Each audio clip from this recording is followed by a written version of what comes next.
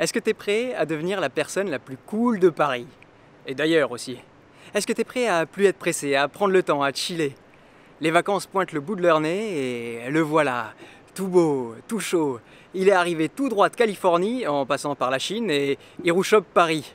Le Super 73, le vélo électrique le plus cool du moment. Ce vélo, c'est la Méhari du deux roues, le Riva du bitume, qui renvoie tous les autres vélos à assistance électrique se regarder dans le miroir pour se faire une nouvelle jeunesse. Enfin, cela dit, c'est pas vraiment deux produits qu'on peut comparer. Bref, quand je suis rentré dans la boutique, chez Hirou donc, oui, je les cite beaucoup parce que c'est des gens super sympas et que j'ai beaucoup de chance de travailler avec eux. Mais on y reviendra. Quand je suis rentré dans la boutique donc, j'ai vu le vélo et mon cœur a fait un bond tout de suite. J'ai eu envie de monter dessus et de faire une vidéo pour la partager. Alors, chronique numéro 77, c'est parti!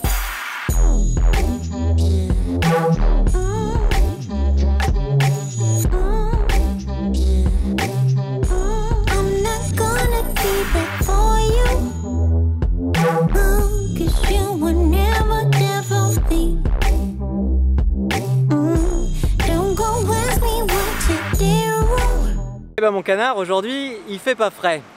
Donc tu l'auras compris, c'est un vélo à assistance électrique. Ça veut dire que il t'aide et puis à partir d'un certain niveau, tu te débrouilles. C'est à toi de pédaler. Par exemple, au niveau éco, tu pédales et il se prend un peu par la main jusqu'à 9 km/h. Après, l'assistance s'éteint, c'est à toi de pédaler. Entre nous, ce mode-là, il sert à rien.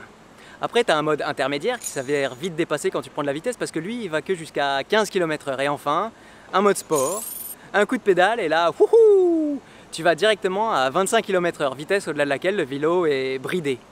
Question de loi ou de sécurité, je sais pas trop, mais ça, on va en reparler. Ignorance will never see. No, wasn't it for me? Why don't you just let it be? I gave you 1, 2, and 3 times that wasn't no good. Was you not on your knees? Wasn't it for me? Et maintenant, c'est le moment de se demander à quoi ça sert. À rien. Juste à prendre un plaisir fou en se déplaçant. Je me vois en vacances tous les matins longer la plage pour aller chercher le pain. Ou alors les gens qui travaillent dans les grands espaces, les grandes propriétés, qui aiment l'air, le vert, la nature et explorer. Ce vélo t'emmènera partout où tu veux, surtout en terrain accidenté.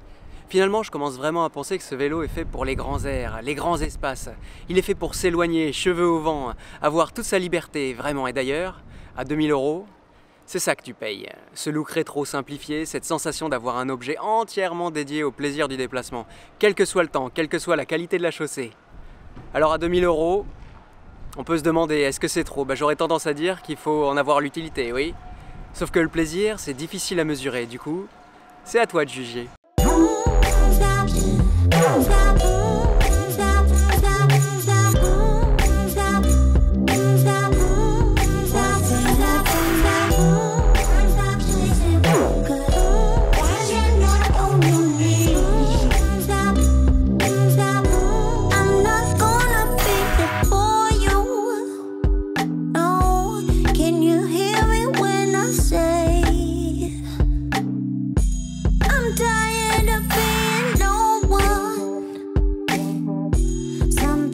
J'étais en train de rouler, je me suis dit à un moment que les travaux j'en avais eu assez et que j'allais voir en forêt ce que ça pouvait donner.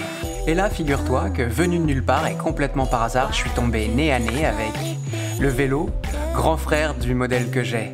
C'est le moment de te dire qu'en effet, ce vélo tu peux l'avoir en version débridée. Et là je commence à voir qu'en plus d'être très fun, ce vélo a une énorme capacité. En changeant simplement le compteur, qui pour le moment est vendu 200 € et dont je te fais pas la publicité, tu passes de 25 km/h bridé à 35 km/h et t'as même plus besoin de pédaler. Par contre, eh bah oui, t'es plus homologué. Avant de conclure, je voudrais ajouter, même si j'y suis pas obligé, à quel point je suis reconnaissant à Hirou. Parce qu'ils prennent le risque de proposer des objets toujours plus décalés et en plus, ils me font participer. Et je suis pas payé pour le dire, vraiment je le pense, ils sont ancrés dans le futur du déplacement urbain, dans le futur du déplacement tout court. Dans le futur, on n'aura plus besoin de souffrir pour se déplacer en ville, plus obligé de valider de tickets, d'être tributaire des horaires et d'attendre sur des quais bondés. Merci à eux de nous proposer des objets innovants et qui vont toujours de l'avant.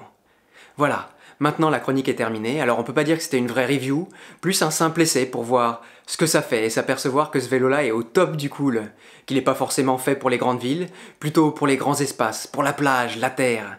C'est là, avec ses gros pneus, que ça te donne l'impression de voler. En ville, c'est juste pour le style, voilà.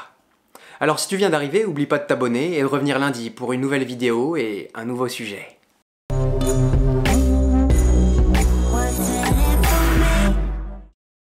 Postscriptum, petit message à caractère informatif pour tous les gens chargés de légiférer sur notre sécurité.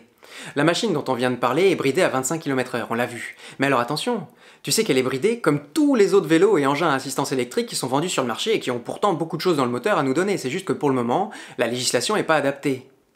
Et comme il faut l'avouer, pour ce vélo-là en particulier, il n'est pas facile de pédaler, avec sa position de conduite basse, son poids et son seul braquet à 25 km/h, tu peux donc plus rien faire. Il faut continuer à donner quelques coups de pédale pour que le moteur continue à te propulser, et puis regarder le décor tranquillement et chiller, comme je t'ai dit en début de cette vidéo.